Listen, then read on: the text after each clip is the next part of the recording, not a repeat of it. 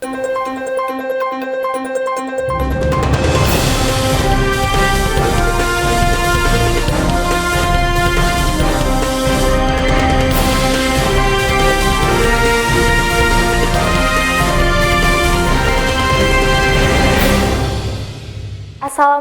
warahmatullahi wabarakatuh. Selamat siang dan salam sejahtera. Halo Sobat Mulia, gimana kabar Anda di rumah? Semoga kita dalam keadaan sehat dan bahagia seminggu ini ya. Masih bersama saya Dinda Anissa Prahesti yang akan membawakan beberapa berita dan info menarik tentang dunia kampus Universitas Mulia yang semua dirangkum secara ringkas, padat, dan jelas dalam beberapa menit ke depan dalam acara Mulia on Weekend.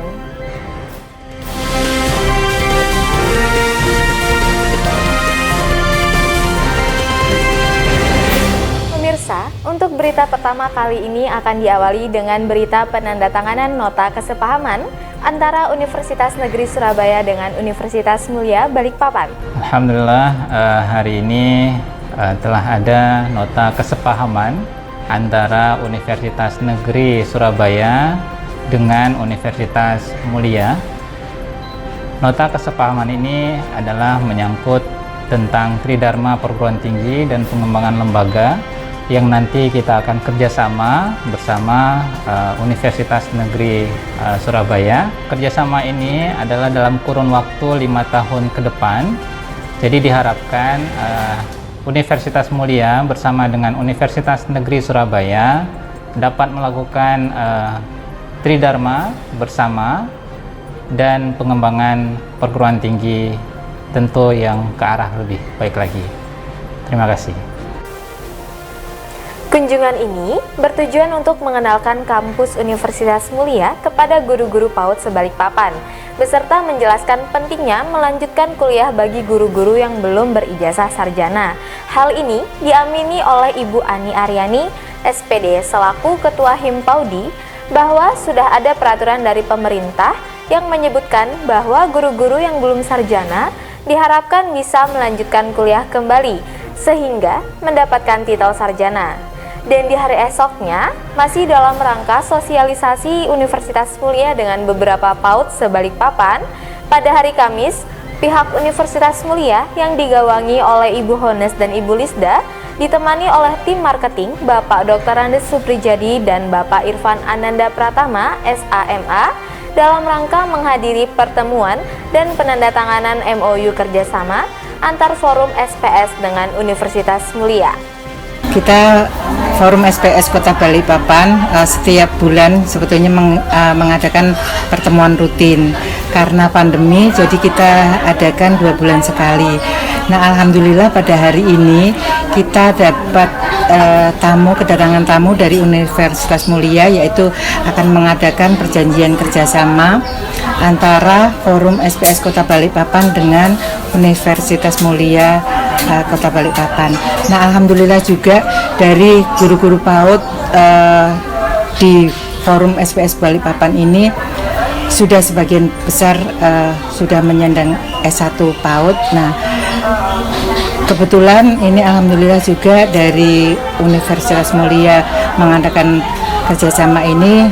Kami berharap juga kepada guru-guru PAUD yang belum S1 kita akan mengajak mereka untuk bergabung dengan Universitas Mulia Balikpapan untuk jenjang S1 berikutnya. Nah, kami juga terima kasih atas kerjasamanya, kedatangannya dari tim dari Bu Henes dan Mas Irfan serta tim yang lainnya mau berkunjung dan kerjasama dengan Forum SPS Kota Balikpapan. Insya Allah mudah-mudahan kita berkelanjutan untuk kerjasama dengan lembaga-lembaga yang lainnya tentang apapun yang akan dikehendaki oleh lembaga masing-masing, baik parenting maupun kegiatan-kegiatan yang lainnya. Kami juga nanti akan mendiskusikan lagi dengan seluruh kepala sekolah di Forum SPS Kota Balikpapan ini. Tujuan dari kegiatan hari ini adalah yang pertama silaturahmi dari Prodi PG PAUD Universitas Mulia ke Forum SPS Kota Balikpapan. Dan alhamdulillah hari ini juga selain silaturahmi kami juga tanda tangan untuk MOU dan kerjasama antara Fakultas Humaniora dan Kesehatan Universitas Mulia dengan Forum SPS Kota Balikpapan. Tujuannya ya kecuali untuk nanti aplikasi atau implementasi untuk Tridharma Perguruan Tinggi Universitas Mulia untuk guru-guru PAUD di Balikpapan. Kecuali itu bahwa ternyata banyak juga guru-guru PAUD di Forum SPS Balikpapan yang belum S1. Nah, dari kerjasama ini mungkin kita bisa arahkan juga mereka untuk bisa mengenal Universitas Mulia dan alhamdulillah kalau mereka bisa mendaftar menjadi mahasiswa di PG PAUD Universitas Mulia. Oke, Berita selanjutnya tentang peresmian Lembaga Konsultasi dan Bantuan Hukum Mulia Airlangga yang dibuka langsung oleh Rektor Universitas Mulia, Bapak Dr. Agung Sakti Pribadi SHMH, dan Ketua LKBH Bapak Wuri Sumampau SHMH. Divisi LKBH ini bertujuan sebagai biro konsultasi para civitas akademik, baik itu dosen, karyawan, mahasiswa, maupun semua karyawan yang ada di Yayasan Airlangga yang ingin bertanya ataupun meminta bantuan hukum dari segala bidang. Jadi LKBH Universitas Mulia Balikpapan itu resmi berdiri pada tanggal 13 Maret 2021. Jadi pada hari Sabtu lalu secara langsung dan secara resmi Bapak Rektor Universitas Mulia Balikpapan yaitu Dr. Agung Sakti Pribadi beserta Direktur LKBH Mulia Airlangga Balikpapan yaitu Bapak Wuri Sumampau secara langsung meresmikan gitu ya. Jadi secara resmi LKBH kita sudah berdiri pada hari Sabtu atau pada tanggal 13 Maret 2021.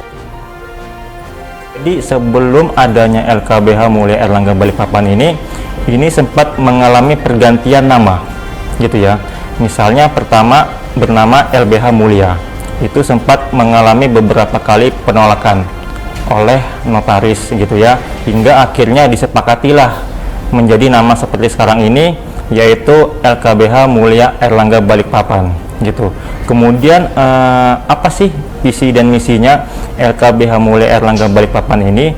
Jadi pertama begini, karena LKBH ini berada di bawah naungan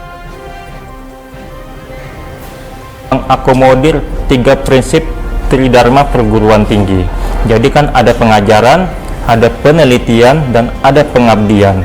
Nah, makanya kita mendirikan LKBH Mulia ini untuk sebagai sarana pengabdian kita kepada masyarakat. Yaitu dalam bentuk apa?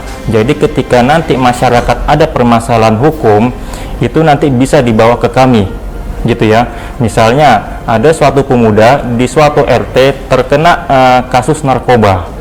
Itu nanti bisa orang tuanya cerita ke kami selanjutnya untuk mendapatkan jalan keluar kira-kira bagaimana gitu. Kita maunya penyelesaian itu secara non litigasi, atau kalau bisa ketika kita memberikan jawaban masyarakat itu sudah puas gitu ya. Jadi kita lebih mengedepankan konsultasi gitu ya. Baru kalau misalnya dirasa konsultasi itu kurang, baru nanti kita bisa melakukan pendampingan baik di kepolisian maupun di pengadilan hingga tahap akhir gitu. Kemudian yang kedua, selain itu ternyata LKBH ini kita maunya nggak hanya bermanfaat bagi masyarakat aja, tetapi bagi karyawan-karyawan maupun dosen-dosen yang ada di Universitas Mulia Balikpapan. Jadi apabila karyawan-karyawan yang ada di UM maupun dosen-dosen yang ada di UM mempunyai permasalahan hukum, silahkan cerita gitu ya. Jadi silahkan cerita permasalahan hukumnya apa, nanti kita akan bantu gitu ya mencari jalan keluarnya sesuai dengan bidang hukum begitu. Baik pemirsa, berita selanjutnya datang dari segmen edukasi. Segmen edukasi kali ini dari sosialisasi dan pengenalan vaksin Sinovac dan vaksin Nusantara, di mana Rektor Universitas Mulia menghimbau para sivitas akademik baik karyawan maupun tenaga pengajar untuk mengambil vaksin yang diadakan oleh pemerintah. sebagai bentuk kepedulian kita untuk memerangi virus COVID-19 ini, sehingga virus COVID-19 ini bisa dikurangi penyebarannya dan kehidupan kita akan kembali normal seperti sedia kala. Kalau misalnya untuk wajib nggak wajib, dalam vaksin itu hak masing-masing pasien. Tetapi kalau di kesehatan kita hanya mampu memberikan himbauan, informasi selengkap mungkin mengenai pentingnya vaksin. Jadi vaksin ini sebenarnya kan karena untuk virus itu membunuhnya, bukan membunuh sih, melawannya hanya dengan daya tahan tubuh. Tetapi kalau tubuh ini belum pernah kenal sama virus tersebut, maka kita nggak pernah tahu bagaimana membentuk tentara di dalam tubuh untuk melawan virus tersebut. Nah, dengan adanya vaksin Sinovac yang kebetulan satu-satunya yang masuk di Indonesia adalah Sinovac saat ini, itu membuat tubuh mengenali virus tersebut sehingga tubuh mampu melindungi diri dari virus yang satu tipe. Jadi kalau misalnya apakah virus Sinovac ini mampu melindungi COVID untuk melindungi virus corona? Iya mampu, tapi hanya untuk virus yang tipe itu. Jadi kalau misalnya ada, kan ini ada yang virus info terbaru, ada virus yang datang dari Inggris tipenya B sekian, itu belum ada vaksinnya. Jadi yang baru Sinovac ini yang di awal, virus COVID yang di awal, tipe yang awal, karena kan banyak tuh sih. Kalau di Indonesia ada yang namanya memproduksi vaksin merah putih. Itu sebenarnya tidak jauh berbeda dengan Sinovac. Cuman pada saat ini kan ini sebenarnya kasus darurat atau kondisi darurat di seluruh dunia. Oleh karena itu, apapun yang tersedia itu diperbolehkan untuk didistribusikan kepada setiap pasien. Tetapi kalau misalnya merah putih, ini kondisinya lagi proses produksi. Sama dengan Sinovac, cuman beda pabrik. Intinya satunya pabrik dari luar didistribusikan oleh distributor di Indonesia. Tapi kalau merah putih itu Indonesia yang punya. Dia belajar juga dari pabrik dari Sinovac, bagaimana cara penanganannya, bagaimana cara menginaktivasi virusnya. Akhirnya mereka belajar, mereka melakukan sendiri, memproduksi secara massal karena jumlah vaksin Sinovac itu terbatas, sehingga untuk mengcover yang tidak terpenuhi oleh vaksin Sinovac digunakanlah vaksin merah putih, tapi saat ini masih proses produksi seperti itu.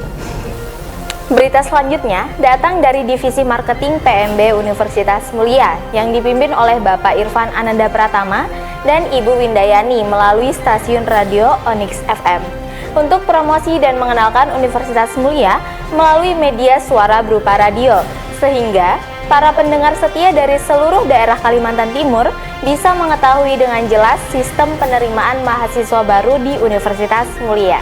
Menarik sih, karena saya sebagai penyiar pun juga tertarik setelah mendengar promo-promo dari Universitas Mulia, karena banyak keringanan di gelombang pertama ya, dari tidak ada uang gedung. Nah ini nih sangat-sangat meringankan sekali, apalagi di tengah pandemi kayak gini. Terus juga bisa dicicil sampai bulan Agustus.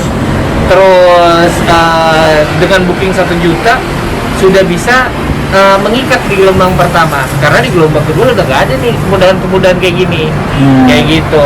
Dan menarik sekali, maksudnya dari pembawaan Mas Irfan terus juga Mbak Winda ini tuh sangat terbukti ya, maksudnya mereka bisa membaur sekali dengan kami penyiar di Onyx Radio, dan ini menandakan Universitas Mulia memang sudah menyiapkan segala macam ya, dari SDM terus juga anak didiknya itu siap menghadapi era industri 4.0. Universitas Mulia saya sudah tahu dari beberapa bulan yang lalu, karena kebetulan juga beberapa kali sempat lewat-lewat situ. Mungkin menurut saya ini kampus apa ya, kok kayaknya tempatnya kayak cozy gitu loh, keren. Karena gedungnya warna putih, kayak ngerasa lagi ada di luar negeri gitu rasanya ya, karena gedung putih kan. Terus juga di Universitas Mulia ini, kenapa saya Rega Dinata juga menyarankan sahabat Onyx dan juga semua yang menyaksikan WMTV, kenapa harus daftar di sana? Karena sarana dan prasarananya juga udah mendukung. Jadi buat kalian yang pengen menggali potensi, yang pengen menjadi pribadi yang lebih baik lagi, cocok banget kalau menjadi mahasiswa atau mahasiswa dari Universitas Mulia. Tempatnya juga nyaman, ruang belajarnya juga ber-AC, dan pasti didukung dengan fasilitas yang ada di sana. Seperti itu. Bagi pemirsa yang melewatkan acara di Radio Onyx ini, jangan khawatir. Acara ini akan diunggah di kanal YouTube Onyx Radio. Dan bagi yang ingin tahu seputar informasi menarik tentang kampus Universitas Mulia Balikpapan, bisa langsung membuka website Universitas Mulia di pmb.universitasmulia.ac.id. Bagi yang ingin berkonsultasi dan ingin menjadi calon mahasiswa Universitas Mulia, bisa langsung menghubungi nomor telepon di bawah ini ataupun membuka portal websitenya.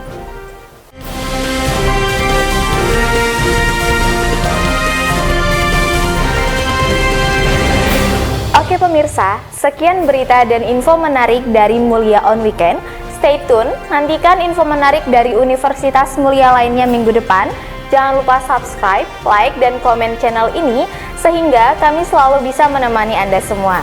Selalu jaga kesehatan dan tetap bahagia. Saya Dinda dan segenap kru UMTV pamit undur diri. Wassalamualaikum warahmatullahi wabarakatuh.